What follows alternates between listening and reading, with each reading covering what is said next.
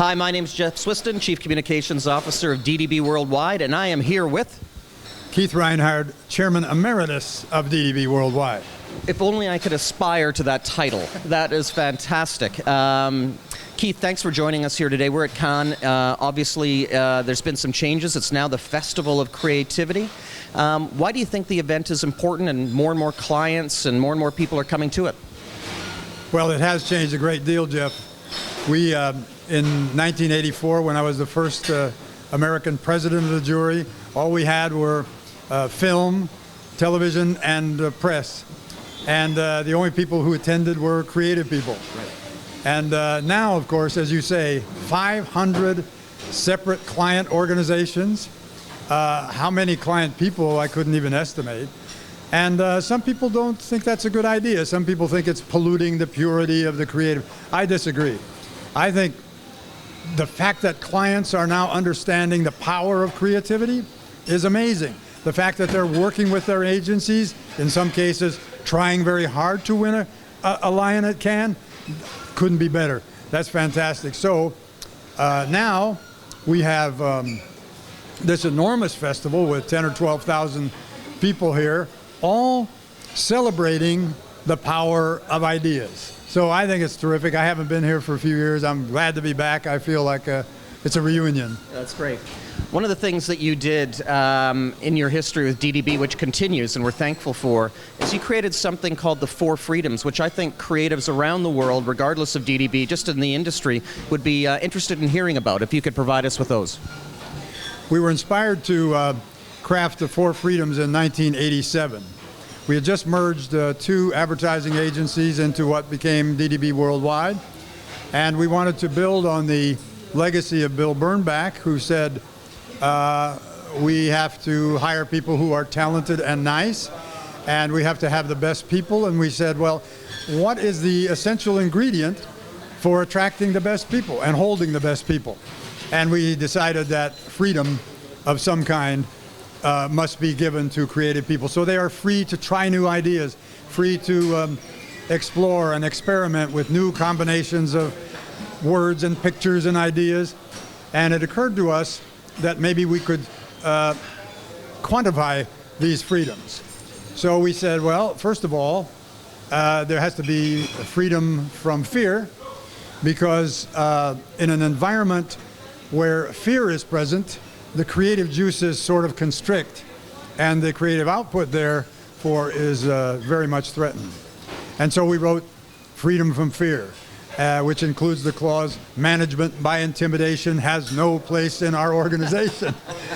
And we then said, okay, if we want people to try new things, unproven, make forays into territory never before explored, not all of their ventures will succeed. And so we had better grant freedom to fail, which is different from freedom to fail and fail and fail. Not a pattern of failure, but if you want the creative people to try again, then you can't condemn them for failing on their vote, or else they won't try again. Freedom from chaos was a little more complex and sometimes not always understood, because creative organizations require a certain amount of ferment. But that's different from chaos in my mind. Chaos is created when management says one thing and does another. Chaos is created when instructions are issued in a memorandum and nobody understands why that happened. And chaos is created by lots of meetings behind closed doors. And we said the creative mind needs freedom from chaos. And the last, which is the most important maybe and the most difficult to assure, we said is the freedom to be. To be yourself, not to be like anybody else. We value your individuality. We respect who you are. And we actually also respect your ambitions to grow and be fulfilled within our organization if possible. We also respect your freedom to be outside the agency, to have a life pursuing art or sports or whatever interests you, family, of course. And so those became the 4 freedoms. And they've been revised once. I intentionally wrote them in very starchy language because at that time, there was a real doubt as to whether this merger was going to succeed. Right. So I wanted something to sound sort of official. Right. And so that's why the starchy language. They've been eased up a little bit. Sure. But that was the story behind the four freedoms. And we, in the first board meeting where I introduced them, I gave each board member of the newly merged company a potted plant, a real potted plant. And I said, I expect you to cause this plant to grow. You cannot command it to grow. You cannot instruct it to grow. And if you don't take care of it, like talent, it will wither and perhaps even die. Well, so it's a little corny and a little simplistic, No, but I think it's great. And then we introduced the four freedoms. And a very tangible thing, and I could say that the one thing that I've enjoyed about it is that notion of freedom to from fear, and I can tell that you and I do not fear microphones. We're quite comfortable around them. Now, tell me, what do you say to young people who want to enter our industry, who have just entered it? What are the characteristics or talents that you think help them out along the way? Well, there are three ingredients to creativity. One is talent, which God gives you, and the size of the gift is up to God, not you. You either get a little, a lot, or something in between. The second ingredient is skill, which you can learn. And you can go to school, and you can practice, and you can intern, and you can increase the size of your skill. But the most important of the three ingredients, which trumps both talent and skill, is passion. And so if a young creative person can think of anything else that would make them happy, then they shouldn't pursue a career in advertising. But if they have this passion, which I have always had and continue to have, then that can trump being shortchanged in talent, my own case. So passion is the most important thing. Then, you know, to be a really successful creative, you must have a curiosity and a thirst for knowledge. You have to learn everything you can about everything you can. And that's why I prefer a liberal arts background even to an advertising course for creative people, because as Ray Bradbury, the author, once told me, the secret is to stuff your brain with seeds. And when you stuff your brain with seeds, all kinds of seeds of knowledge, you have no idea how they relate to anything you're doing. But guess what? They will sprout. A little idea will appear. So passion, curiosity, thirst for knowledge, and then persistence. You know, and something you spoke today in a meeting we had earlier too was a sense of optimism, and you've obviously carried that both in your personal, professional lives. Can you expand on why that's important? Well, if you're an advertising business, you better be comfortable with rejection, and with the often frustrating vicissitudes that just go with our business. And so a sense of humor is very important with which to sort of reject the rejections and say, okay, we move on.